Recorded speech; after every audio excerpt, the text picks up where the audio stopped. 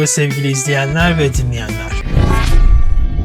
İdam ve işkence gibi yaptırımlar ceza yöntemi olarak sence uygulanabilir mi? Yani nasıl bir toplumda yaşadığınıza ve toplumunuzun ceza sisteminin niçin var olduğunu düşündüğüne göre değişir cevap. Örneğin ceza sisteminin suçluları ıslah etmek ve topluma yeniden kazandırmak için olduğunu düşünüyorsanız böyle cezalar teklif dahi edilemez. Ceza bir intikam aracıysa bu yöntemler uygulanabilir. Ceza gözdağı verme, suçun işlenmesine yönelik bir örnek oluşturma aracıysa yine uygulanabilir. Adaletin amaç olduğu idealist bir toplumda yaşıyorsanız ceza başka bir şey için değil, doğrudan adaletin tecelli etmesi amacıyla uygulanacaktır. Yani cezanın kendisi amaç olacaktır böyle bir toplumda. O toplumun adalet anlayışında idam ve işkencenin yeri varsa normal olarak idam ve işkence uygulanacaktır. Hem de diğerlerinin aksine bu yaptırımların kendisi amaç olacaktır. Bir şey uğruna yapılmayacaktır. Bunun için Kant'ın bir örneği var. Kant, her yerden izole bir adada yaşıyorsanız ve bir gün toplumunuz birliğini dağıtmaya yani devlet benzeri yapısını sonlandırmaya karar verse bile son idam mahkumunun cezası infaz edilmeden toplumu dağıtamazsınız der. Cezanın kendisinin amaç olduğu perspektif böyle bir perspektif. Yani bu tür cezaların uygulanıp uygulanmaması tamamen cezayı niçin vermek istediğinizle alakalı. Sen bunlardan hangisinin doğru olduğunu düşünüyorsun? Yani senin gibi insanların yaşadığı bir toplum olduğunu düşünelim. Bu cezalar uygulanır mıydı senin yaşadığın toplumda? Burada bir doğru yok. Toplum yapıları ve toplum yapılarına uygun seçenekler var. Ama illaki benim durduğum yeri soruyorsan idam gibi bir cezanın Kant'la örneklediğim idealist toplum modeli dışında hiçbir perspektifte yer almaması gerektiğini düşünüyorum. Islah sisteminde zaten böyle bir cezaya yer yok. Gözdağı verme amacıyla bu cezayı uygulayacaksanız yine verimsiz bir yöntem çünkü insanları düşünemedikleri bir şeyle korkutamazsınız. Velev ki ölüm cezası uygulamaya başladınız ama ölüm nedir? Ölünce tam olarak ne olur? Dünyada bir amacı ve yaşama isteği yoksa ölüm gibi bir ceza suçluyu durdurabilir mi? Suçlu ölümü ne olarak düşünüyor? Ölüm suçlu onu ne olarak düşünürse düşünsün yine de bir ceza olarak kalabilir mi? Cevaplaması zor çok fazla soru ortaya çıkıyor görüyorsun ki. Demek ki eğer amacınız gözdağı vermekse daha somut ve gerçek anlamda korkutucu bir şey öne sürmeniz gerekir. İntikam temelli ceza sistemi içinse fazla hafif bir yöntem. İdam çünkü ömür boyu sürecek bir zarara karşı alınacak intikam bir anlık ölüm olamaz. İntikam temelli ceza sistemleri işkenceye daha fazla yakınlık gösterir. Eğer benim gibi insanların yaşadığı bir toplum hayal ediyorsak, idam, işkence gibi cezalar uygulanmayacağı gibi hapis cezası da uygulanmazdı çünkü bunları verimli bulmuyorum. Ama şöyle bir gerçek var ki hapis cezası sanırım tüm dünyada uygulanıyor. Doğru. Peki sen bu cezayı niye verimsiz buluyorsun? Ve o zaman ne tür cezaların verimli olduğunu düşünüyorsun? Yani örneğin 20 yıl hapis yatmak nedir? Ne anlama geliyor? Bir cevabın var mı? Ne bileyim karanlık bir odada geçiyorsun.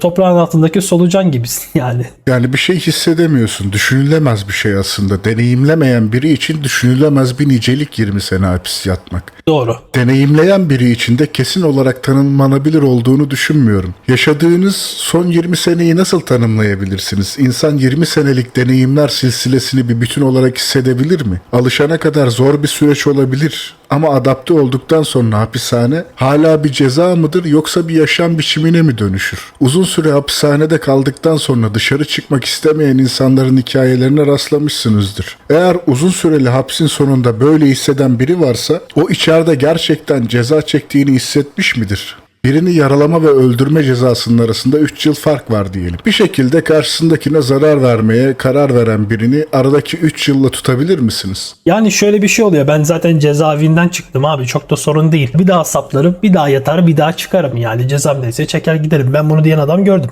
Yani aradaki farkı büyüttünüz. Yaralama 10 yıl, öldürme 20 yıl dediniz. Bu durumda suçu işleyecek kişi nasıl düşünür? Elinde cezanın 2 kat olduğu, bir kişiyi öldürmek yerine 2 kişiyi yaralayabileceği gibi veriler var. 10 yıl ve 20 yıl hapis arasındaki fark insanların niteliksel olarak düşünmesine elverişli bir fark değil. Bununla neyi engelleyebilirsiniz? Nasıl bir intikam olduğunu düşünebilirsiniz? Ya da bununla bir insanı nasıl ıslah edebilirsiniz? Diğer açıdan hapishane binalarının yapımı ve bakımı, personel masrafı, güvenlik masrafı gibi birçok gider devlet hazinesi tarafından karşılanıyor. Topluma zarar verdiği için toplumdan tecrit etmek istediğiniz insanları yine toplumun yarattığı kaynakları tüketerek tecrit ediyorsunuz. Zaten zarar görmüş olan toplum bir de bu şekilde zarara uğruyor. Ben sürgün ve çalışma kampı gibi ceza sistemlerinin verimli olduğunu düşünüyorum. Örneğin çalışma kamplarında tarımsal ürünler, hayvansal gıda, pamuk ve kumaş ürünleri, maden ürünleri üretilebilir. Bu ürünlerin devlet tarafından kurulacak halk marketlerinde satışı sağlanır.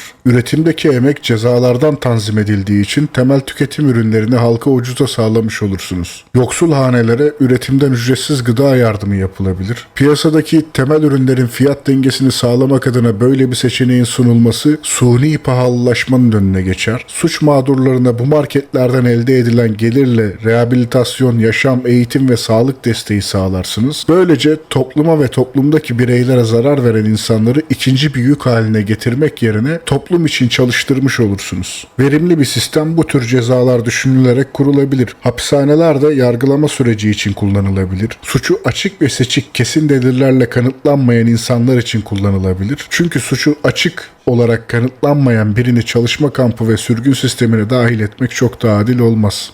Senin çalışma kampı olarak gördüğün işleri şu an insanlar hayatlarını sürdürebilmek için yapmak zorunda kalıyorlar. Bunu nasıl bir ceza haline getirebilirsin? Yani senin bakış açınla insanlar yüzyıllardır kölelere yaptırılan işleri de bugün bir meslek olarak yapıyor. Köleyi köle yapan çalıştığı iş değil, çalışma koşulları ve emeğinin karşılığında hiçbir şey elde edememesi. Yani emeğine yabancılaşmasıydı. Günlük hayatında ne yapacağına ve nasıl yaşayacağına karar verememesi, yani kendisine yabancılaşmasıydı. Çalışma kamplarındaki ortamları da kölelik sistemine benzer biçimde kurgularsanız cezanın ceza olması konusunda hiçbir endişeye kapılmanıza gerek kalmaz. Örneğin en ağır suçluları maden ocakları, inşaat gibi ağır ve yıpratıcı işlerin yapıldığı çalışma kamplarına gönderirsiniz. 14 saatten azalmamak kaydıyla günlük çalıştırırsınız. Vardiyasını tamamladığında da izole hücrelere kapatırsınız. Çalışma, beslenme ve dinlenme koşullarının hümanistçe belirlenmeyişi idam gibi anlık bir ölüm tehdidi yerine yavaş ve ağrılı bir ölüm sunar. Cinayet, tecavüz gibi suçlarda herhangi bir af mekanizması olmaksızın suçlunun ölümüne kadar çalışma kampında çalıştırılacağını garanti edersiniz. Hafif suçlar işleyenleri dikim atölyeleri gibi çalışma kamplarına atarsınız ve suçların karşılığında alınacak ceza niceliksel değil niteliksel hale gelir. Böylece insanları düşünebilecekleri, hayal edebilecekleri cezalarla caydırmaya çalışırsınız.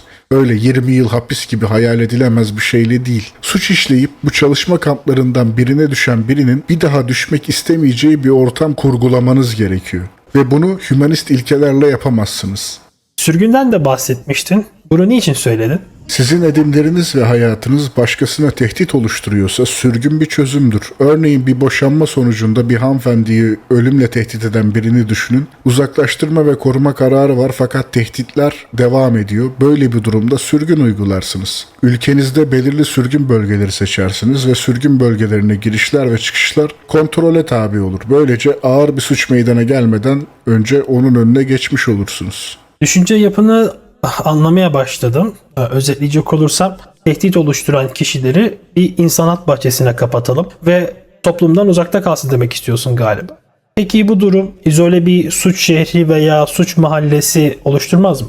Evet, güvenlik düzeyi bakımından daha riskli bir şehir var etmiş olursunuz. Muhtemelen bu tür sürgün şehirlerinde suç oranları doğal şehirlerden daha yüksek olacaktır da. Oraya sürgün edilenlerin keyiften sürgün edilmiş olmadığını göz önünde bulundurmamız gerekiyor. Diğer insanları hayatı ve yaşama bakımından edimleri sonucunda engelleyen, onlara karşı risk oluşturan insanlar için oluşturulmuş olacak sürgün şehirleri. Yani bu da bir tip ceza. Dolayısıyla böyle bir yerde yaşamak istemeyen birinin başkasının doğal yaşam akışına müdahale etmemesi yeterli olur. Peki ben kazara bir iftira ile vesaire oraya düşecek olursam buradan geri çıkabilme durumum olmalı mı? Ya da olamayacağını bildiğim için çok dikkat ederek hayatıma dikkat etmeliyim. Sürgün ve çalışma kampı sisteminden bahsederken açık ve seçik kanıtlanmış olmaktan bahsettim. Eğer bir iftiraya uğruyorsan muhtemelen senin suçun açık ve seçik olarak kanıtlanamıyordur. Yani senin suçunun araştırıldığı, kesinleşmediği dönem için zaten hapishanede ikamet edeceksin ya da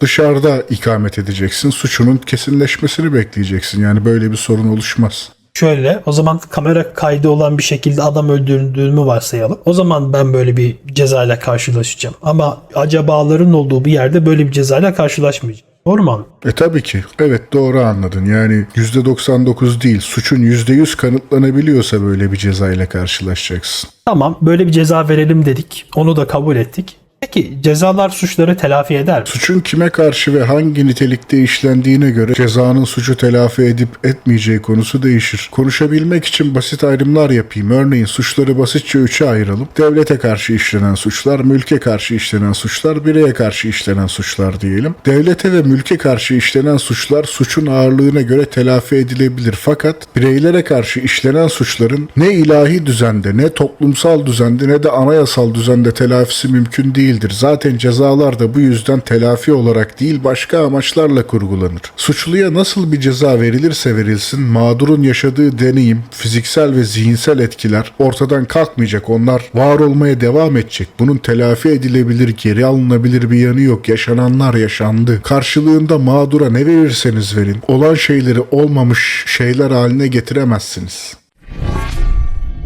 Başka bir soruyla devam edelim.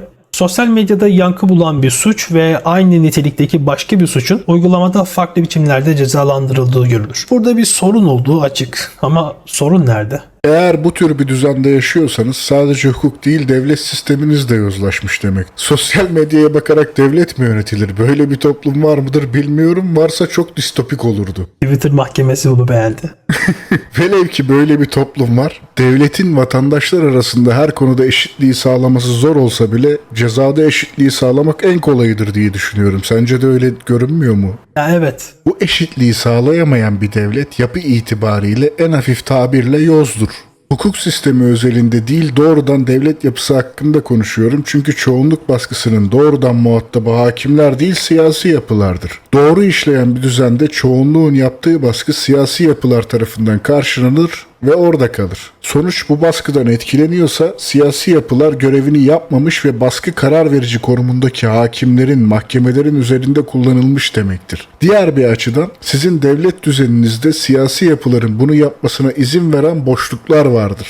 Bu yüzden de yoz olan devlet yapısının kendisidir. Devlet bu şekilde yozlaşmışsa tabii ki bunun sorumluluğu ortak paydada devleti oluşturan vatandaşlara aittir. Sizin yozluğa müsaade eden bir yapınız varsa devletinizin yozlaşmasına da müsaade edersiniz. Soruyu sosyal medya ekseninden kurtarıp şöyle sorayım. Mağdurun kim olduğuna göre cezalandırma hatta suçlunun yakalanma süreci bile değişiklik gösterir. Bu durumda soruna nereden bakmak gerekir? Evet bu bir gerçek. Distopik bir düzenin kendisi aslında. Hayat kadınları, otostopçular ve evsizler gibi gruplar suçlular tarafından açık hedef olarak görülür. Çünkü yeterli arama çalışması hiçbir zaman bu gruplar mağdur olduğunda yapılmaz. Örneğin Robert Ben Ross var. Amerika'da otostopçuları hedef alan bir seri katil. Yani birçok seri katil var ama özellikle Robert Ben Ross'tan bahsettim. Çünkü kurbanlar suçlunun elinden kurtulsa bile suçu bildirme konusunda istekli davranmamışlar. Çünkü bir suç duyurusunda bulunduklarında kendi ifadelerine karşı gayet iyi bir insan rolü yapan Ross'un ifadesinin daha fazla dikkate alınacağını düşünmüşler. Bu suçun bildirimini yapmayanlar öldürülme kastıyla kaçırılıp sistemik olarak işkence ve tecavüze maruz kalan, öldürülmeyi bekleyen insanlar. Açıkça burada bir sorun var ve sorunu bulmak için şöyle bir soru soralım. Ceza suç için midir yoksa suçlu için midir?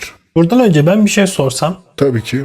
Yani o zaman bizim elimiz ayağımız düzgünse, konuşmamız düzgünse biz cezalardan yırtabiliriz. Bu durumda. Çünkü kimse bizim gerçekten öyle bir suçu işleyeceğimizi düşünmeyecek. Ben böyle bir çalışma, bir deney de görmüştüm. Aynı zamanda bu konuda ne düşünüyorsun?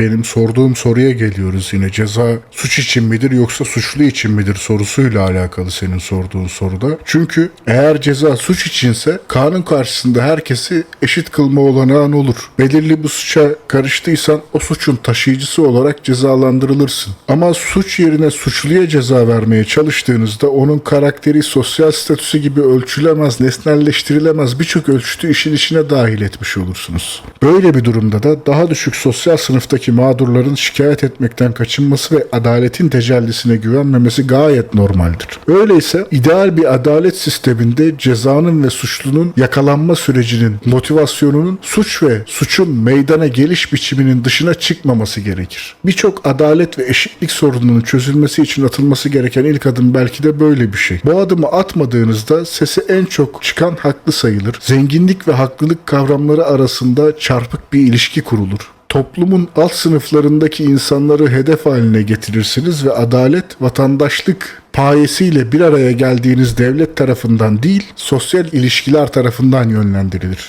Eğer sadece suça ve suçun işleniş biçimine odaklanılırsa iyi hal indirimi, çocuk suçlulara yaşlarından dolayı yapılan indirimler, tahrik indirimi gibi indirimlerin durumu ne olur o zaman? Bu konuda ne düşünüyorsun? Bahsettiklerin arasında haksız tahrik suçun işleniş biçimi bakımından bir şey ifade eder ama anlaşılmaz bir ifade. Suçlunun gerçekten tahrik olup olmadığını bilme şansımız var mı? Neden tahrik olunur, neden tahrik olunmaz? Bunu kesin olarak bilebileceğimiz bir ölçeğimiz var mı? Doğrudan nedensellik barındırmayan bir konuda bu tür uygulamalar bir nevi suçu aklamak gibi oluyor aslında. Varsayalım ki bir cinayet davasında mağdur suçluya küfür etti ve suçlu da mağduru öldürdü. İnsanlar toplandı, dava görüldü, tahrik indirimi uygulandı. Bu indirimin anlamı, evet, hakarete uğradığınızda birini öldürebilirsiniz düşüncesinin haklılık payı oranında cezanın affedilmesidir. Her suçun bir motivasyon kaynağı var. Motivasyon kaynaklarına yönelik indirim, motivasyon kaynağına dair bir aklamadır, hak vermedir. İnsan eylemi ve yönelmişliği arasında doğa kanunları gibi doğrudan bir nedensellik yoktur. Yönelmişlik kısaca insan zihninin belirli bir tavırla, duyguyla dünya hakkında olması, dünyayı temsil etmesi için kullanılan bir kavram. Siz dünyadaki bir duruma yöneldiğinizde, onun hakkında bir şey düşündüğünüzde, bir şey hissettiğinizde, bu daha sonra gerçekleştireceğiniz davranışın doğrudan nedeni değildir. Yani bir şey düşündüğünüz için zorunlu olarak onu yapmazsınız. Motivasyon kaynakları ve davranış arasında bir boşluk vardır ve bu boşluğa irade denir. Yani sizin iradeniz var. İradeniz olduğu için sorumluluklarınız var. Her karşınıza gelip yaptım ama bir sor neden yaptım diyene sorarsanız, herkesi tahrik eden, güdüleyen bir şey vardır zaten. Tahrik olunacak şeylere dair evrensel bir norm olmadığına göre tahrik indirimi diye bir şeyin var olması da saçmalıktan ibarettir. İyi hal indirimine değinmiyorum bile çünkü ceza suça karşı verilir. Suçtan sonra gösterilen iyi halin kimseye bir faydası yok. Zaten hangi iyi hal? Siz bu iyi hali nasıl ölçeceksiniz ki? Ne kadar iyi bir hal mesela? İyi hal nedir? Nesnel cevaplarınız yoksa böyle şeylerde adaleti ve eşitliği zedeleyecektir. Takım elbise, kravat, gömlek, iyi bir hal indirimi alabilirsin yani. Neden olmasın? Yani senin dediğin gibi iyi hal eğer bizim giyim kuşamımızla alakalıysa daha önce bahsettiğim soruna geri dönüyoruz. Zenginlik ve haklılığı birbiriyle karıştırmaya başlıyoruz demektir. Her neyse, çocukların işledikleri suçlar konusunda da farklı düşünmüyorum. Olağan dışı bir durum olmadığı sürece devletlerin reşit saymadığı kişilerin işlediği suçlar güçleri nispetinde genellikle yine reşit olmayan çocuklara karşı işlenir. İyiyi kötüden ayırabilecek yargı yetisi olan herkese eşit ceza uygulamanız gerekir. Birlikte tasarlayarak birini öldüren iki kişi düşünün. Doğum günleri arasında 2 gün olsun. Suçun işlendiği tarih itibariyle bu kişilerden birinin henüz reşit olmasına 1 gün olduğunu ve diğerinin henüz 1 gündür reşit olduğunu varsayalım. Burada iki kişiden birine farklı bir ceza vermek mantıklı mı? Bunun bir mantığı, uygulanabilirliği yok. İlkeler basit ve uygulanabilir olmalıdır. Bu ilkeyi de iyiyi kötüden ayırabilecek muhakeme yetisine sahip olmak olarak koruyabileceğimizi düşünüyorum. Bu mihvalde akıl hastalarına dair indirimler konusunda da zaten konuşmuştum. Delilik videosunda ilgili bir kısım vardı. Evet sevgili dinleyenler veya izleyenler, açıklama kısmına ben bir link koyacağım. Delilik videosuna oradan kayarsınız.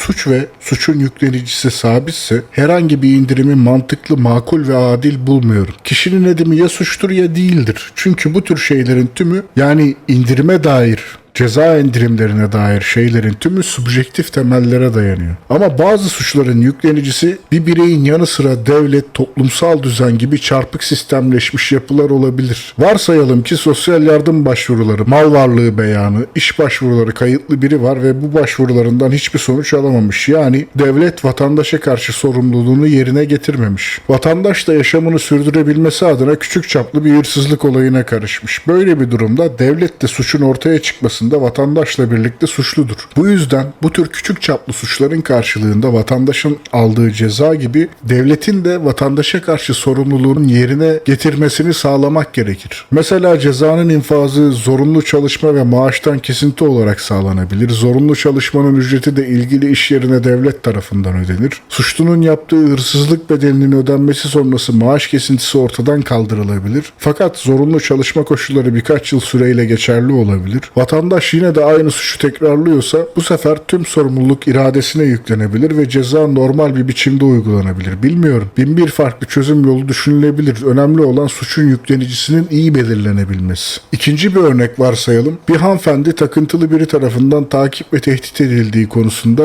şikayetçi olmuş, gerekli başvuruları yapmış, koruma kararları, uzaklaştırma kararları çıkmış ama hanımefendinin korunması sağlanamamış. Hanımefendinin doğal ve özgür bir hayat yaşaması engelleniyor değil mi bu örnekte? Şimdi de senaryoda takıntılı olan bireyin hanımefendiye yaklaştığını düşünelim. Varsayalım ki hanımefendi de nasıl bir şeyle karşılaşacağını bilmediği için bir şekilde bu bireyi öldürdü. Böyle bir durumda iki seçenek olduğunu düşünüyorum. Ya hanımefendinin yaptığını bir suç olarak değerlendirmeyeceksiniz ya da bu suçun yüklenicisinin takıntılı birey ve devlet olduğuna hükmedeceksiniz. Çünkü hanımefendinin yaşam alanında olmaması gereken birinin orada olmasını devlet olarak engelleyememişsiniz ve aynı zamanda o kişi de kendi iradesiyle olmaması gereken bir alana girmiş. Dolayısıyla burada devletin sorumluluğu nispetinde hanımefendinin mağduriyetini gidermek için psikolojik destek sağlaması, yaşadığı deneyimin üstesinden gelip hayata adapte olması için yaşam kalitesini arttırması gerekir. Sadece şurasını anlamadım. İndirimlerin tümünü reddettiğinde azmettiricinin bulunduğu ya da suçun kazayla işlendiği durumlar var. Bunlar ne olacak?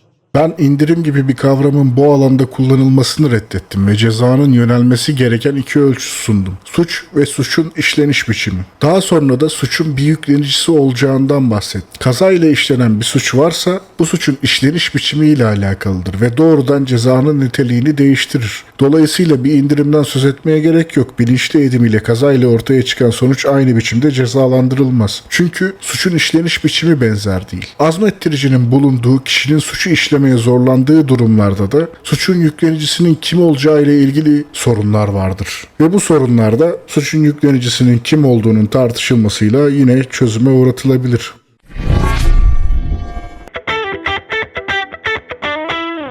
Merhaba Vino. Bir hareket bir yerde suç olarak değerlendirilirken başka bir yerde normal olarak karşılanmakta. Bu durumu nasıl değerlendirirsin?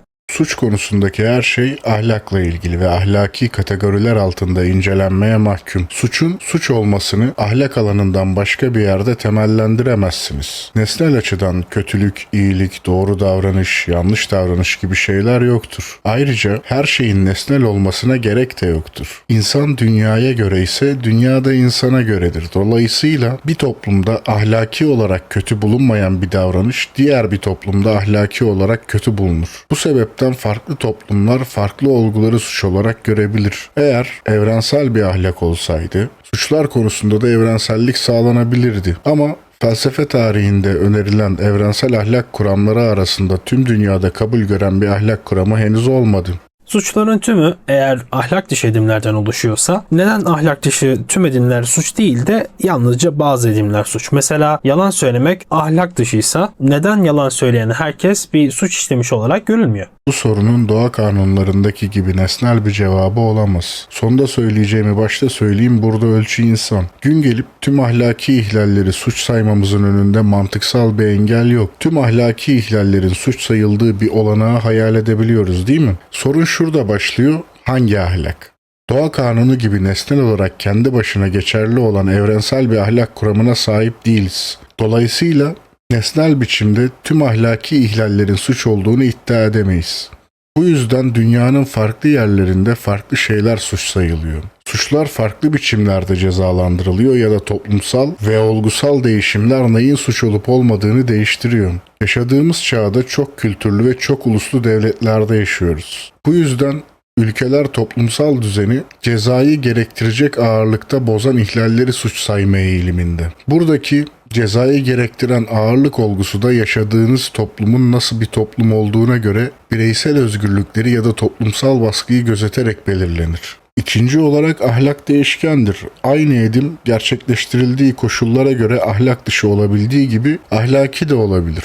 Örneğin birini öldürmek ahlaki değildir. Ama bir savaş sırasında düşmanı öldürdüğünüzde bunun ahlak dışı olduğunu söyleyemeyiz. Aynı biçimde suça konu olan edimin gerçekleştirildiği koşullar da onun bir suç olup olmamasını etkileyecektir. Bu programda bana yalan söylersem bu bir suç değildir. Ama mahkemede bana yalan söylersem bu suçtur.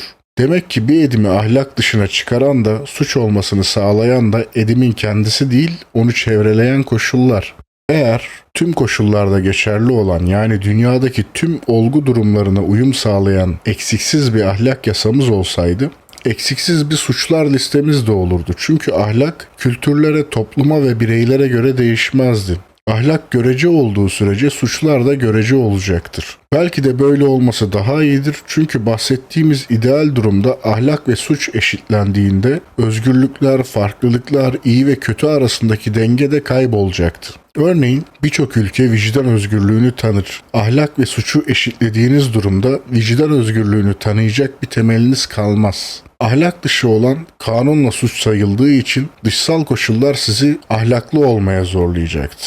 Bu yüzden de ahlak ve karakter arasındaki etkileşim kurulmayacaktı. Diğer yandan ahlaki bir değer olan iyiyi koruma altına almış olurdunuz. Böylece de dünya yaşamak adına daha güvenli ve iyi bir hale gelebilirdi. Ama yine de bu düşünce tarzında bir sorun var. Çünkü kimse aslında ahlak dışı olan her şeyi suç saymaya çalışmıyor. Hangi ahlaki ihlallerin suç olduğunu belirleyen farklı dinamikler var gibi görünüyor. Düşünme tarzımızı değiştirmeyi deneyelim. Örneğin birini keyfi olarak öldürmek sanırım tüm toplumlarda suçtur. Ve bir berbere kim olduğuna dair yalan söylemek hiçbir toplumda suç sayılmaz. Ya da birçok devlette şikayete bağlı suçlar ve şikayete bağlı olmayan suçlar birbirinden ayrılmıştır. Örneğin birini ciddi biçimde yaralamak şikayetten bağımsız olarak suçtur. Ama birine hakaret etmek şikayete bağlı suçtur. Öyleyse şöyle denebilir: tüm suçlar ahlaki ihlallerdir ama hangi ahlaki ihlallerin suç olduğunun belirlenmesi ahlaktan bağımsızdır. Burada arkadaki ilkeyi bulmak zor. Örneğin toplumu tehdit eden ahlaki ihlaller suç olarak sayılır derseniz, ahlak zaten toplumsal bir olgu ve her ahlaki ihlal potansiyel olarak toplumu tehdit edebilir.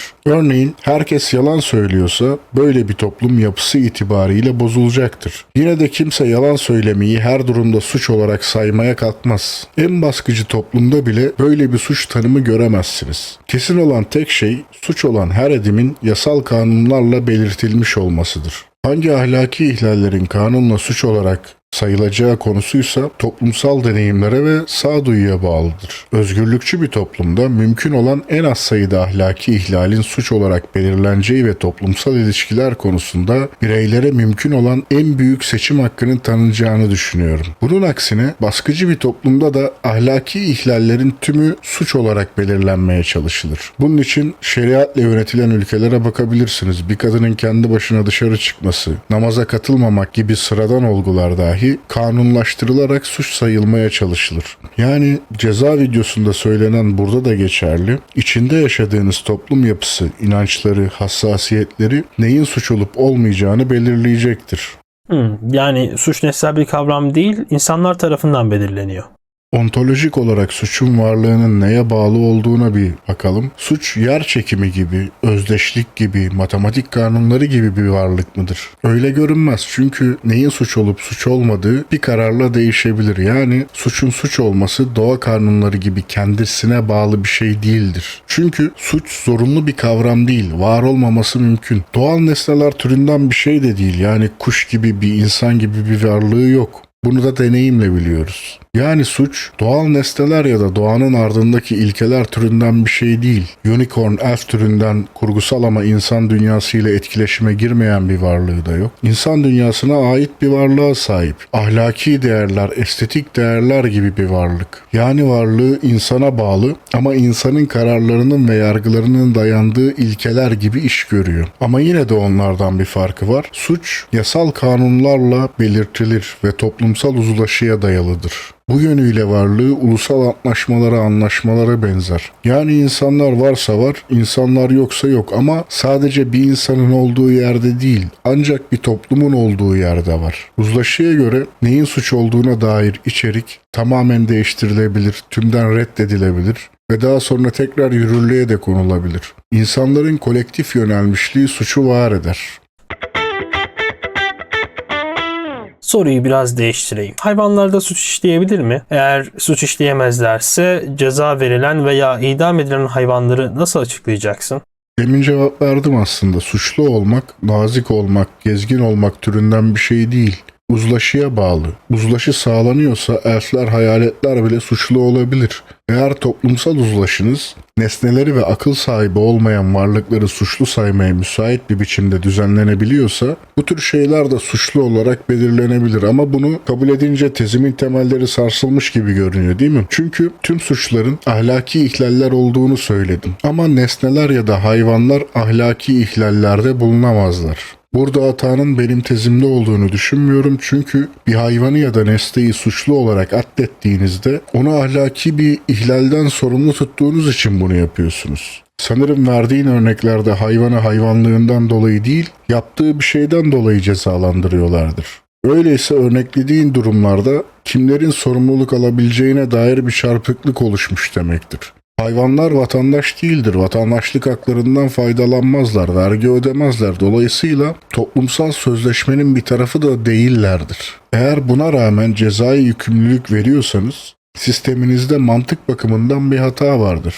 Açıkça kategori hatası yapıyorsunuz. Kategori hatasının ne olduğunu daha önce delilik videosunda anlatmış olmam gerekiyor. Kısaca farklı kategorilere ait nesneleri aynı kategorideymiş gibi değerlendirdiğinizde epistemolojik olarak hata yaparsınız. Örneğin köyünüzde her gün kümeslerden tavuk çalınıyor.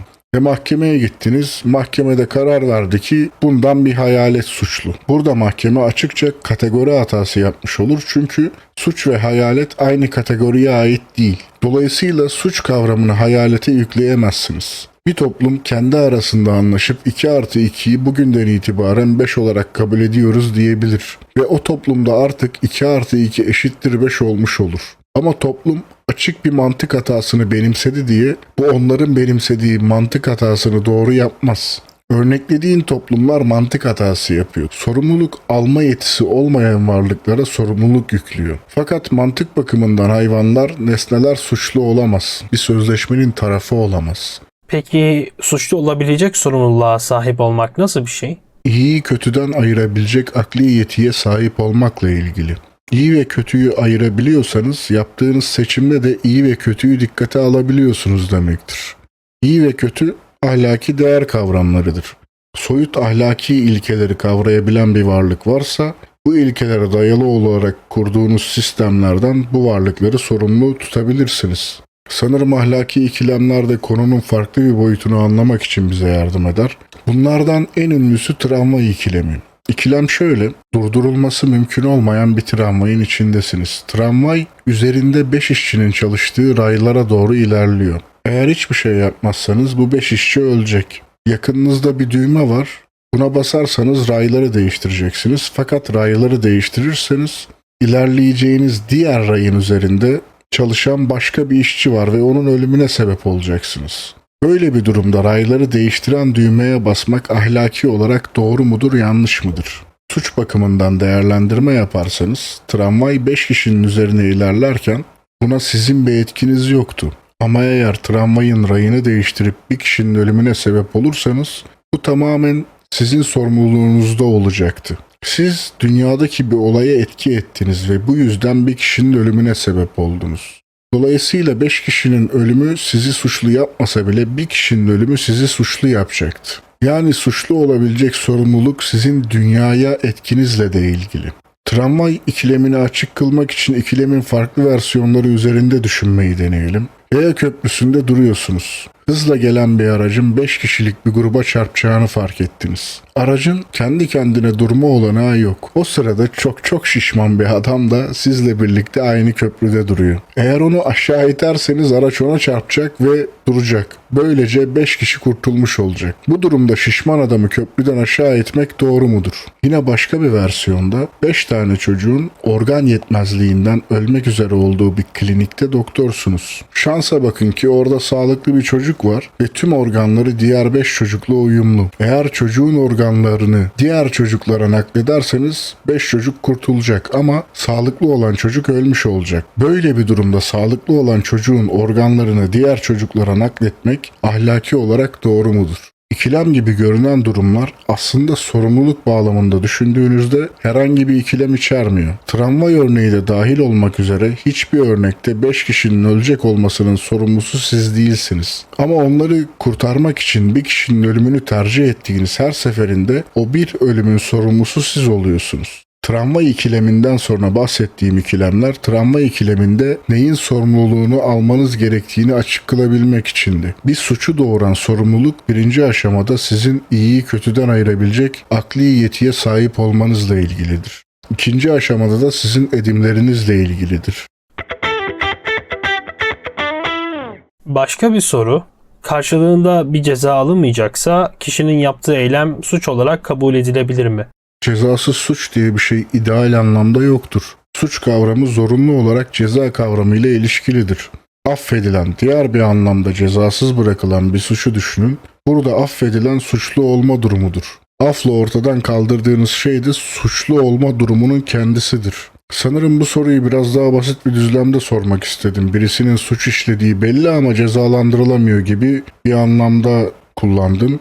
Bu da sizin hukuk sisteminizin cezalandırıcı mekanizmalarınızın toplumunuzun yozluğuyla ilgilidir.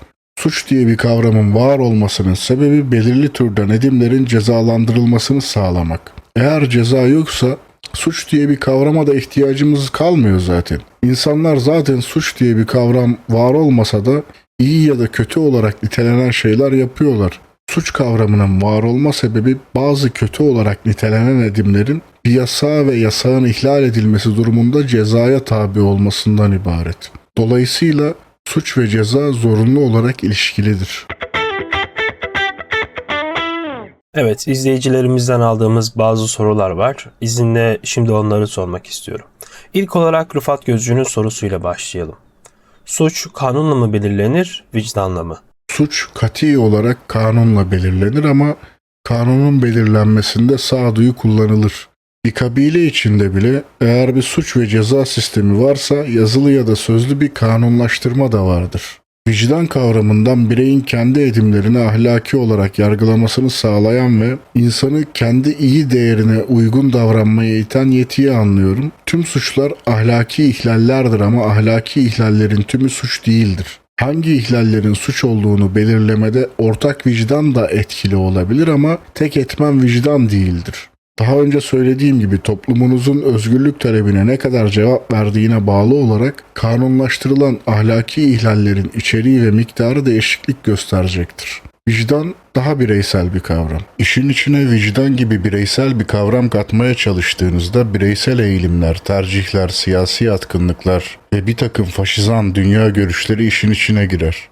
Örneğin ikilemlere geri dönüp oradaki isimsiz ve tarafsız sadece sayı olarak belirttiğimiz insanlara kimi kimlikler atarsak, suç algısında da vicdan dürtüsüne dayalı dramatik değişiklikler olacaktır. Travma ikilemine geri dönelim. Bir ülkenin geleceği olabilecek, herkes tarafından sevilen 5 bilim adamı bir proje üzerinde konuşuyor.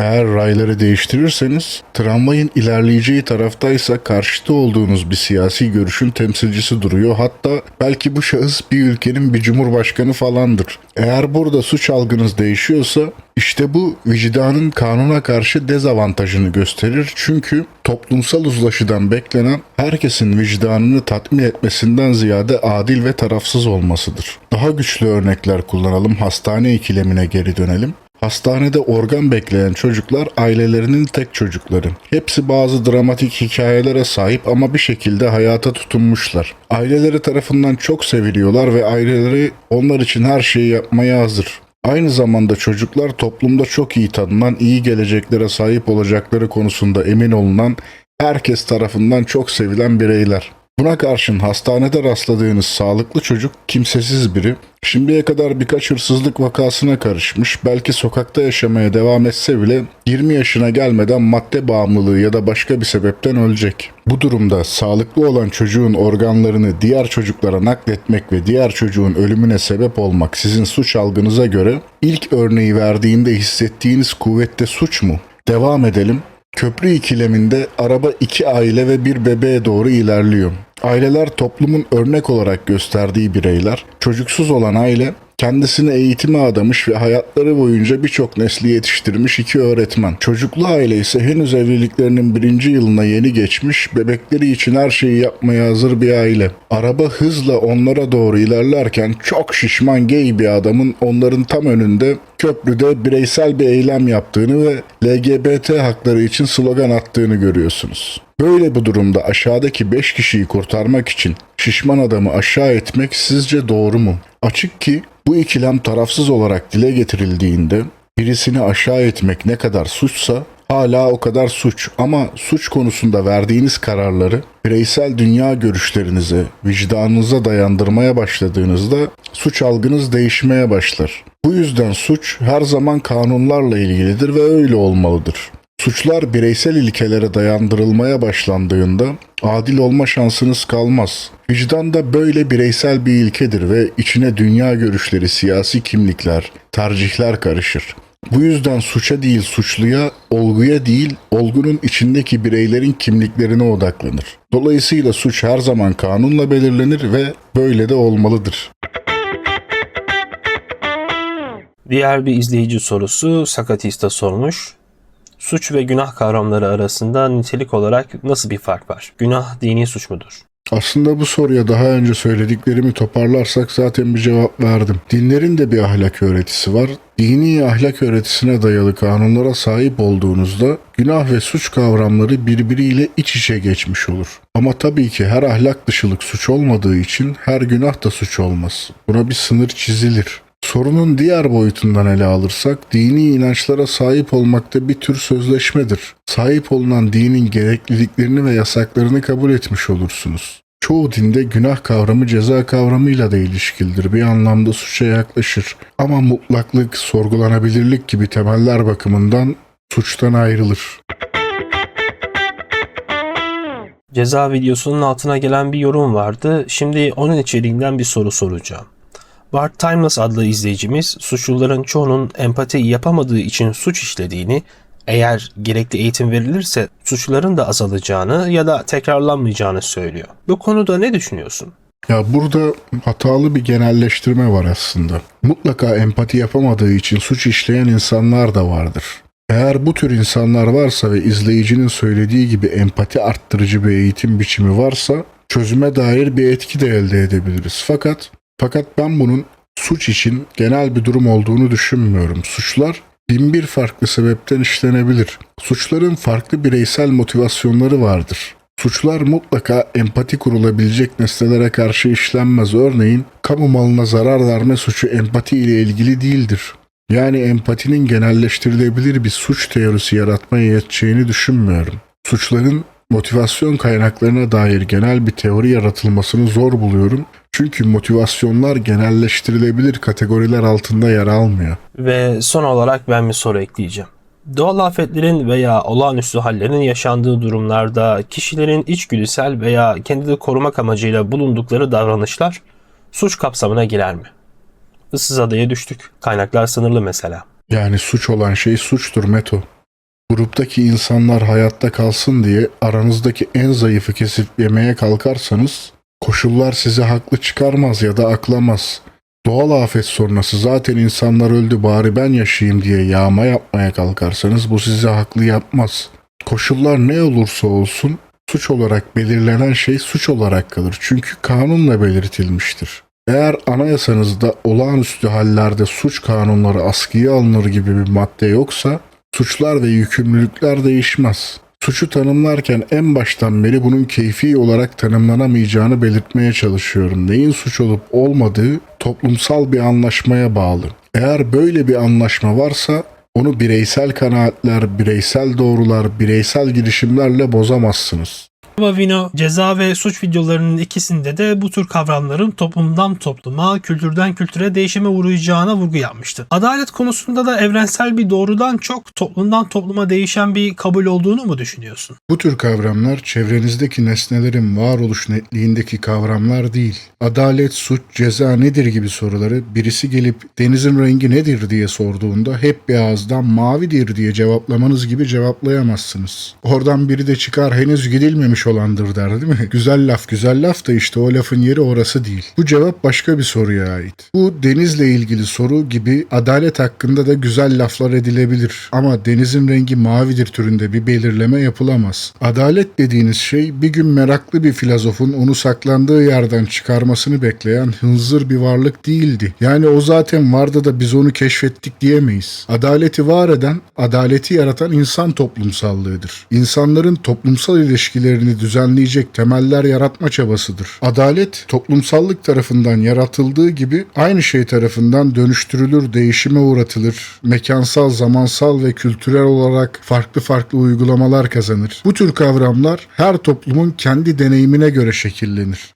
Tabii bu söylediklerime demagoji yapma kardeşim. Bak kutsal kitaplarda adalet şöyle bir şey. Aristoteles adalete şunu demiş, Kant bunu demiş. Demek ki bunlar evrensel kanunlar diye itiraz edebilirsiniz. Fakat bir kitabın ya da bir insanın söylediklerinin evrensel olduğunu iddia ederek bir şeyler söylemesiyle onun söylediklerinin gerçekten evrensel şeyler olması birbirinden farklı şeylerdir. Şu an var olan bütün etik doğrularının bambaşka biçimde var olduğu olası dünyalar hayal edebilirsiniz. Yani farklı deneyimlerin yaşandığı bir dünyada şu an sahip olunan adalet anlayışından bambaşka bir adalet anlayışının varlığına şahit olabilirdiniz. Mesela kıyamet sonrası olası bir dünyada güçlü olanın her şeyi alması ve böylece güçlü insanların hayatta kalması adaletli bulunabilirdi. İyi ve kötünün şu an var olan içerikleri zorunlu içerikler değildir. Onlara şu anki içeriklerini bugüne kadar süregelen insan deneyimi kazandırmıştır ama insan deneyiminin farklılaşmasıyla birlikte var olan tüm etik sistem bambaşka bir biçim alabilir. Suç ve ceza kavramlarını ben toplumdan topluma değişen yapılar olarak tanımlarken aslında adaletten çok da farklı bir yere koymadım. Suç ve ceza kavramları teknik olarak adaletten bağımsız kavramlar değil, tüm kavramlar birbirine hak kavramıyla bağlanır. Suç, hakkınız olmayan bir edimde bulunmanızdır. Ceza, bir ediminizin sonucu olarak hak ettiğiniz düşünülen uygulamadır. Adalet de insanların hak ettiği şeyleri alması, sahip olması, onlara uygun bir yaşam sürebilmesiyle ilgilidir. Ancak bu hak etmek kavramı toplumdan topluma, kültürden kültüre ve hatta bireyden bireye farklılık gösterebilir. Eğer suç ve ceza için kültürel ve toplumsal değişkenlerin var olduğunu söylemişsem, doğal olarak adalet kavramı dahilinde de böyle değişkenler vardır diyeceğim. Çünkü hepsinin temeli hak kavramı ile ilgili. Felsefe tarihinde insanların farklı fikirlere sahip olmasından bağımsız olarak keşfedilmek ya da oluşturulmak istenen doğal haklar girişimleri oldu. Örneğin insan hakları bildirgesi böyle bir metindir. İnsan haklarının dayandığı nesnel zemin olarak insanın değerli bir varlık olması görülür. Ama tabii ki salt mantık bakımından böyle bir temeli nesnel olarak kabul etmek mümkün değil. Çünkü değer kavramının ontolojik olarak kendi başına var olma gücüne sahip olması, yani değerlerin insandan bağımsız olarak nesnel birer varlık olduğunun tanınması gerekir böyle bir şeyin iddia edilebilmesi için. Bu yüzden bunu yapmak isteyen insanların hiç başarılı bir girişimde bulunduğunu da göremedim ama romantik olarak kabul edilen, yaygın olarak kabul edilen görüşlere sahip oldular. Hak ve değer gibi kavramların temelleri doğal varlıklarla aynı kategoride değil, insan dünyasının içerisindedir. Örneğin kuşun uçtuğunu söylediğiniz gibi birisinin haklı olduğunu söyleyemezsiniz. Kuşun uçması insanlardan bağımsız bir gerçekliktir ama bir insanın haklı olup olmadığı diğer insanlara bağlıdır. Hak toplumlara ve kültürlere göre değiştiği için adalet anlayışı da insanlara göre değişkenlik gösterecektir. Sadece mekansal ve toplumsal olarak değil, zamansal boyutta da değişkenlik değişimler olacaktır. 1000 sene önce adaletli bulunan bir davranış ya da ceza biçimi 1000 sene sonra adaletsiz, orantısız ya da geçersiz bulunacaktır. Örneğin dünya dönüyor dediği için Galileo Galilei'yi ev hapsine kapatmak Orta Çağ'da normal ve adaletli bir davranışken günümüzde saçma sapan bir şeydir. Yine de tüm bu değişkenlerin arkasında adalete dair onu var eden kavramsal ilke aynı kalacaktır. Adalet kavramı var olduğu sürece adalet birinin hakkı olanı alması, hakkı olana tabi olması, hakkı oranında muamele görmesidir. Toplumdan topluma değişen şey adalet kavramının tanımı değil, tanımında kullanılan hak kavramıdır. Bunu bir fonksiyon işlemi gibi düşünebilirsiniz. Diyelim ki fx eşittir y durumunda a x hakkına sahiptir önermesinde x hakkı temsil eder. Fonksiyon adaleti kuran ilkeyi temsil eder ve biçimsel olarak hiçbir zaman değişmez. Ama toplumlar, zaman, kültürler, bireyler x'i değiştirdikçe uygulamada, pratikte sürekli değişen adalet anlayışları görürsünüz.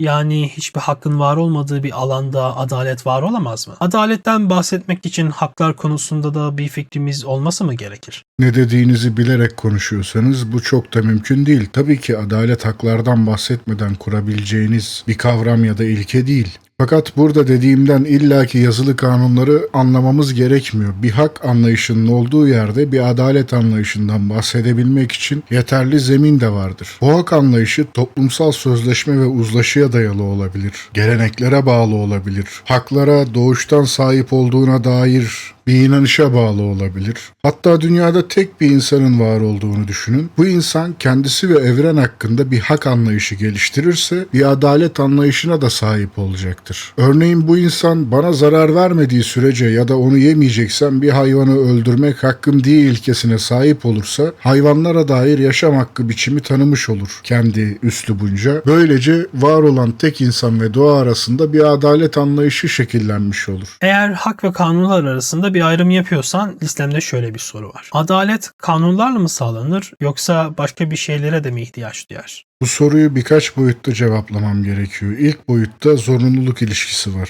Kanunlar ve adalet arasındaki ilişki mutlak bir ilişki değildir. Hatta daha büyük bir cümle kurayım. Hukuki bir sistem aynı zamanda adaletli olmak zorunda falan değildir. Hukuki kanunlar adaleti temsil etmek amacıyla oluşturulabileceği gibi toplumsal güç dengelerini korumak, ekonomik devamlılığı sağlamak gibi farklı temellere dayanarak da farklı temelleri temsil etmek için de kurulabilir. Hitler rejimi toplama kamplarını kanunla kurdu. Şu an adaletsiz bulduğumuz vergiler kanunlarla belirleniyor. Suçlular hak ettikleri düşünülen cezalardan af kanunlarıyla dışarı salınır. Soylular ve avam arasındaki ayrımlar, kölelik sistemi, hiçbir anlamı olmayan ceza sistemleri, kadınlara seçme ve seçilme hakkı tanımamak, şeriat sistemlerinde kadın ve erkek arasında yapılan ayrımcılıklar, eşitlik ilkesini bile görmediğiniz uygulamalar, bunların hepsi kanunlarla var olmuştur ve hukuki bir sistemin parçasıdır. Öyleyse adalet ve hukuki sistemler arasında doğrudan ve zorunlu bir ilişki yoktur. Hukuk sistemleri yönetim esaslarını, toplumsal ilişkilere dair esasları, toplumsal düzenin nasıl kurulacağını belirler ama bunu yaparken adaleti bir ilke olarak uygulayıp uygulamamak hukuk sistemini oluşturanların kendi inisiyatifindedir. Hukuk ve adalet arasında zorunlu bir ilişki varmış gibi düşünülmesinin nedeni adalet ve hukuki sistemlerin demin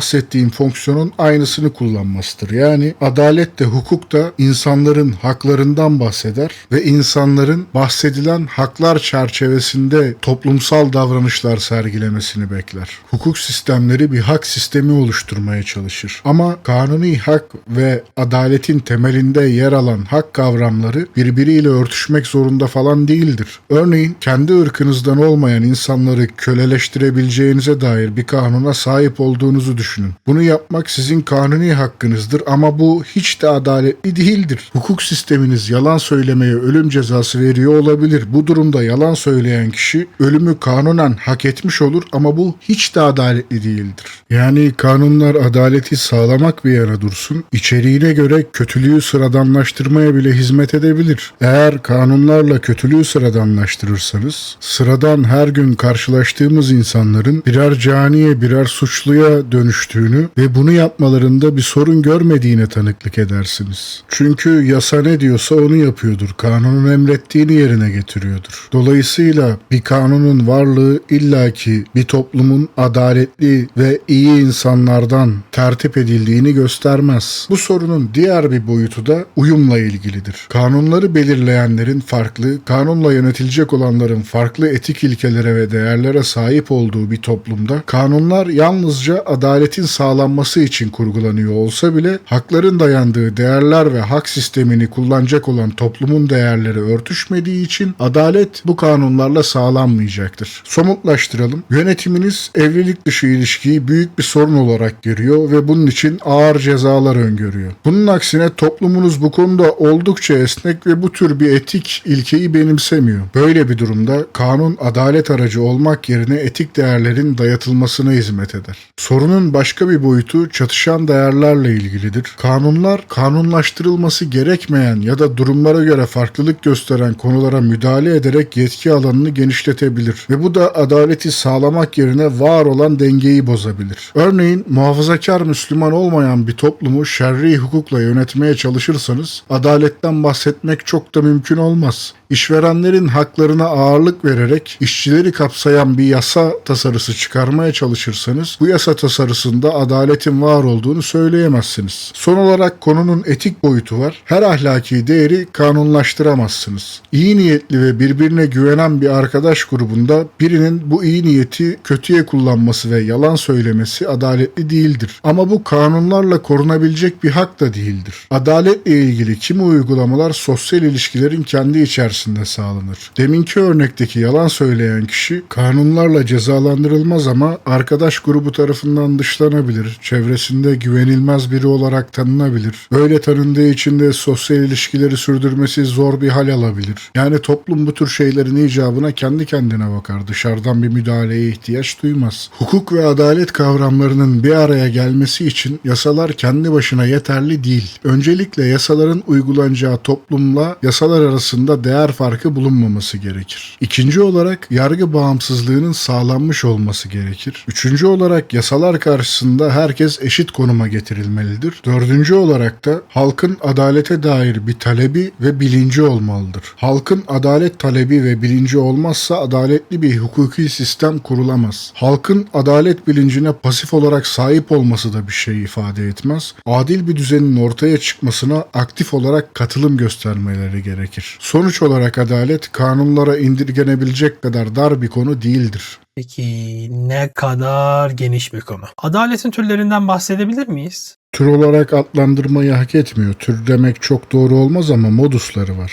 Bunlardan bir tanesi bireysel alan. Bireysel alanda adalet bir erdem olarak kendini gösterir. Sosyal adalet var. Bir toplumun yaşadığı hak düzeniyle ilgilidir. Uluslararası adalet var. Güç dengeleriyle, toplumlar arası etkileşimle, savaş ve barışa dair ilkelerle ilgilidir. Ama en temelinde adalet bir erdem olarak bireylerde ortaya çıkmazsa diğerleri de var olmaz. Adaletli bir düzenin tercih edilmesi için adaletin insanlar arasında bir değer olarak ortaya çıkması gerekir. Adalet bir değer değilse bir erdem olarak ona sahip olmanın da bir anlamı olmaz. Böyle bir durumda güçlünün her şeye sahip olması, yetenekleri yetenin bir şeyler çalması, hedeflere ulaşmak için yalan söylemek normal davranışlar haline gelecektir. Buradan anlaşılan tüm etiğin aslında adalet kavramı üzerine kurulu olduğudur. Bu düşünce de yeni değil. 2500 yıl önce Aristoteles de etiği adaletle temellendirmişti. Adaletin türleri değil, modusları var dememin sebebi de tüm ahlaki değer sisteminin ona bağlı olması. Modus kavramını Spinoza kullanıyor. Bir analojiyle bunu adalet kavramına uyguluyorum. Gerçi bunu neden yapıyorum? Çok da yapılması gereken bir şey değil. Daha düz devam edelim. Adalet bir temel olarak kendi başına duruyor. Onun farklı uygulama biçimlerine göre farklı isimlerle çağrıldığı durumlar var. Ama bu durumlar farklı türler oluşturmuyor. Yalnızca o temelde duran adaletin görünümleri olarak var oluyor. Yani birden çok adalet yok. Onun uygulamada değişik görünümler ve isimler kazanmış dönmüş halleri var. Bireysel olan adalet erdemi toplumsal alana hak talepleri, hakların belirlenmesi ihtiyacı, neyin hak olmadığı, bir bireyin hakkını almasına başka biri tarafından engel olunduğunda bunun nasıl düzeltileceği, haksızlık yapılan kişinin hak ettiği uygulamanın ne olacağı gibi konularla taşınıyor. Bu noktada toplumsal alanda adalet yine farklı görünümler kazanıyor. Bunlardan biri dağıtıcı adalet. Dağıtıcı adalet, hakların, sorumlulukların ve kaynakların nasıl dağıtılacağıyla ilgili. Düzeltici adalet, birisinin hak ettiğini alamaması, birisinin hak ettiği bir şeyi başkasının engel olmasıyla alamaması durumunda ya da birisinin haklarının izin vermediği bir edimi gerçekleştirmesi durumunda ortaya çıkan adaletsizliğin nasıl giderileceği ile ilgili. Alt başlıklarında tazminat, ceza gibi çözümler sunar. Bu adalet türü daha önceki klasör konularında yani suç videosunda ve ceza videosunda konuştuğumuz hak temelleriyle ilgili aynı zamanda. Üçüncü olarak retributif adalet kavramı var. Bu da tamamen cezalara ilişkin. Cezaların orantılılığı, ceza ile adaletin sağlanması gibi konuları işliyor. Fakat bu noktada ceza videosunda düşündüğüm şeyle aynı şeyi düşünüyorum. Cezanın ne ilahi düzende ne hukuki düzende tam ya da parçalı bir adalet sağlamasının olanağı yoktur. Birisine başkasına karşı işlediği suçtan dolayı yaptığı şeyin daha ağırını, 2 katını, 3 katını suçluya uygulasanız bile adaleti sağlayamazsınız. Çünkü suçun mağduru yaptığı herhangi bir şeyden dolayı bir ceza olarak ya da hayatın doğal akışında yaşaması gereken bir şey olarak suça maruz kalmıyor.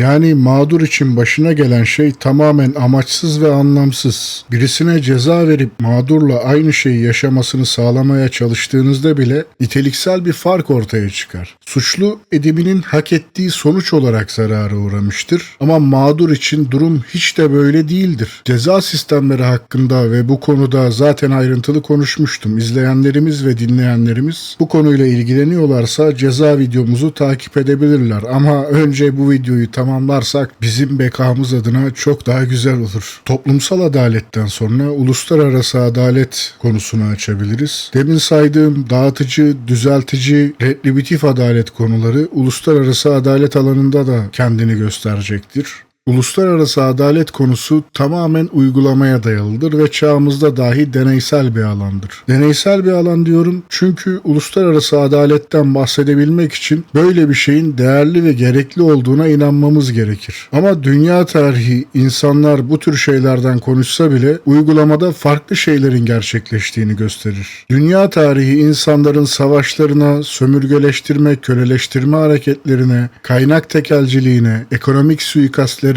işgallere sahne olmuştur. Böyle bir şeyin varlığından söz edilse bile bugün bile kimse bunun tam olarak uygulanması için çaba harcamaz. Çünkü toplumların sosyal adalet talepleri bile karşılanmamışken, yani toplumlar kendi içlerinde adil bir düzen kurmayı bile başaramamışken uluslararası düzende düşünmeye başlamaları mümkün olmaz. Bu yüzden uluslararası adalet kavramının yalnızca ütopik ve deneysel bir düşünme alanı olduğuna inanıyorum. Uluslararası ilişkiler adaletten çok güç dengeleriyle belirlenen kuralları ihtiva eder. Bütün dünya kamuoyu birleşip Rusya'nın haksız bir işgal gerçekleştirdiğini söylediğinde ya da bütün dünya kamuoyu birleşip İsrail'in insan öldürmesinin yanlış olduğunu söylediğinde bir adalet hareketi başlatmayı başaramıyorlar. Çünkü uluslararası adaletin sağlanmasına yarayacak bir mekanizmamız yok. Evet, tek seferde sayabileceğim adalet görünümleri bunlardı ama tabii ki konu muhtemelen bununla sınırlı değildir. İlla ki benim de aklıma gelmeyen şeyler vardır. İzleyicilerimiz ya da dinleyicilerimiz de eğer benim atladığımı düşündükleri bir adalet görünümü olduğunu düşünüyorlarsa yorumlarda yazabilirler. Böylece biz de onların varlığına tanıklık etmiş oluruz. Bazen YouTube'un derinliklerinde kendi kendimize konuşuyormuşuz gibi hissediyorum. Evet, moderatörümüz de bu program için izleyici sorusu almaya çalıştı ama meğer öyle bir şey yokmuş.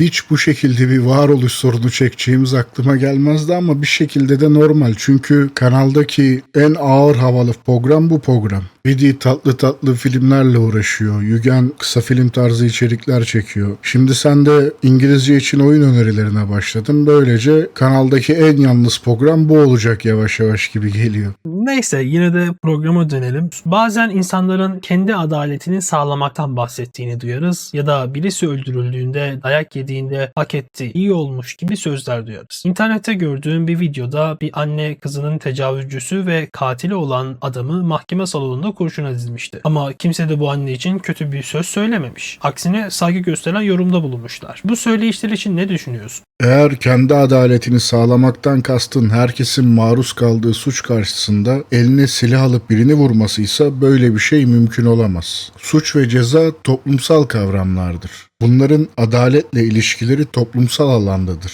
Bireysel alanda adalet yalnızca bir erdem olarak ortaya çıkar. Suç ve cezayı bireysel alana indirgerseniz onun adı adalet değil, intikam olur. Bir intikam eylemi de yalnızca kendisini temsil eder, adaleti falan temsil etmez. İntikam almak adaletli bir davranış mıdır diye sorabilirsiniz ama kişinin kendi adaletini sağlamasından bahsedemezsiniz. İntikam eylemlerini haklı görmeye başladığınızda her intikam eylemi bir sonraki intikamı haklı çıkarır ve sonsuz bir çatışmanın içine sürüklenirsiniz. Adalet bu kadar saçma sapan bir şey değil. İntikama yönelik davranış biçimlerinin bir an adalet konusunda da işler olabileceğini düşünelim. Bu durumda da intikam edimlerinin adaletli olup olmadığı her bir edim için ayrı ayrı değerlendirilmesi gereken bir şey olsa gerek. Örneğin sizin bozuk paranızı ona hiçbir ihtiyacınız yokken çalan biri sizin hayatınıza bir etki etmez. Siz intikam anı için onun tam olarak bu meblağa ihtiyacının olduğu ve onun bu meblağa sahip olmadığında sorun yaşayacağı bir anda intikam için aynı meblağı ondan çalarsanız bu orantıyı aşacaktır ve adil olmayacaktır. Suç ve cezanın kendilerinin adaletle ilişkilendirilip ilişkilendirilmeyeceği bile meçhulken intikam kavramı adaletle ilişkilendirilmeye çalışıldığında bu biraz zorlama olur. Senin verdiğin örnekte katili öldüren anneyi katilin annesi öldürdüğünde de bu yalnızca kendini temsil eden bir intikam eylemi olmuş olacaktı. İntikamda adalet aramanın makul bir yanı olduğunu düşünmüyorum ama intikam da bir insan realitesi. Adaletten ayrı olarak konu edinebiliriz, başka bir programda konuşabiliriz ama onun yeri adaletin bir alt kategorisi olmak değil. İntikamın yalnızca intikam olduğunu düşünüyorum. Bunun hakla ilgili bir durum olduğunu düşünmüyorum. İntikam hakkı diye bir hak yoktur. Eğer intikam hakkı diye bir hak varsa o zaman kan davaları, sonsuzca insanların birbirini öldürmesi falan bizim için doğal olması gereken olgular olur. Hak etti lafına gelirsek bu bireylerin olayları adalet perspektifinden değerlendirmesiyle ilgilidir. Ama çoğu zaman bu söyleyişin altı boştur ve hiçbir ilkeye dayanmaz. Eğer böyle değerlendirmeler yapacaksanız benimsediğiniz, onlar temelinde hareket ettiğiniz adalet ilkelerine sahip olmanız gerekir. Öyle koklayarak birini haklı birini haksız ilan etmenin bir anlamı yok. Örneğin bir toplumda yaşıyorsanız suç ve cezaya dair haklarınızı vatandaşlık bağıyla devletlere devredersiniz. Varsayalım ki iki sevgiliden birinin diğerini aldattığı bir senaryoda aldatılan taraf diğerine fiziksel saldırıda bulunuyor. Buna dair görüntüler yayınlanıyor ve toplumun bir kesimi hak etti falan diyor. Böyle bir senaryoda demin bahsettiğim intikam güdüsü ortaya çıkar. Konu adaletin sınırlarını aşar ve intikamın kendisi adaletle değil adaletsizlikle eşleşir. Adalet denilen olgu kimse kafasına göre birilerine şiddet uygulamasın, kimse kafasına göre intikam almasın diye var. Herkesin kafasına göre intikam aldığı ve birilerinin de buna içi boş bir hak değerlendirmesi yaptığı toplumlarda sosyal adalet seviyesine ulaşılması hayal bile edilemez. Böyle bir toplum ilkel bir düzen içerisinde yaşamaya mahkum olacaktır. Yavaş yavaş son soruya doğru geldik. Adalete dair standart bir soru var ama ben senin yorumunu duymak istiyorum. Adalet ve eşitlik aynı şey mi? Eşitlik niceliklerle ilgilidir. Adalet niteliklerle ilgilidir. Eşitlik durumunu sağlamak için denklemin iki tarafındaki değerleri aynı yapmanız yeter fakat adalet için matematiksel ve donuk bir ilkeden fazlası gerekir. Bu konuda özgün bir düşüncem yok çünkü bu soru araba ve yolcu koltuğu aynı şey midir demeye benziyor. Bu konuda da zaten yeterince farklı örnek felsefe tarihinde, hukuk tarihinde, düşünce tarihinde verilmiştir. Bu konunun üstünde yeterince konuşulmuştur. Bu programdaki iddiamız Wikipedia'dan ya da herhangi bir felsefeye giriş kitabından bulunabilecek düşünceleri tekrarlamamaktı. Araba ve koltuğu birbirinden ayırmayı sadece farklı örnekler üzerinden yapmaya çalışırsam bu iddiayı pek de yerine getirmiş olamam. Ama bu konunun farklı bir yönüne dair sorun varsa seve seve cevaplarım. O zaman şöyle sorayım. Eşit bir toplum, adaletli bir toplum mudur? Aynı yere geliyoruz. Eşit bir toplum eşit bir toplumdur.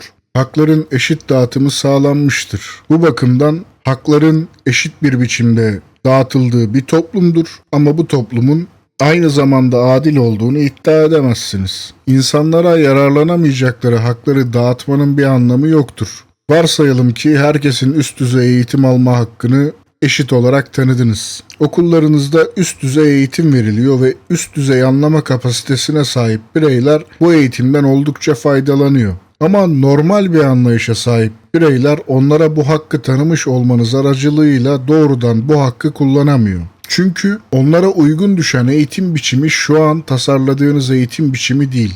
Böyle bir durumda hakkı eşit biçimde dağıtmış olmanız adaletin sağlanmasına neden olmaz. Ya yapmayacağım dedim, yine örneklerle aynı yerlere gelmiş oldum. Sanırım bu konu üstüne düşünebileceğimiz ilginç bir sorumuz yok.